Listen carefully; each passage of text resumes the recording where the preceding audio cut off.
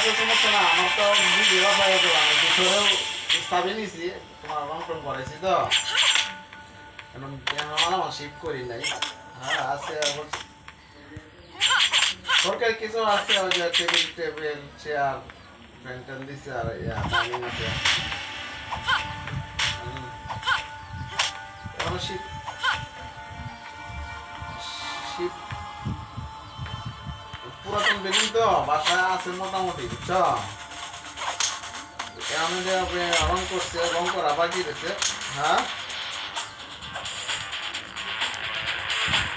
এগুলো বড় গুলো না, আমাদের হাসপাতালে বড় বড়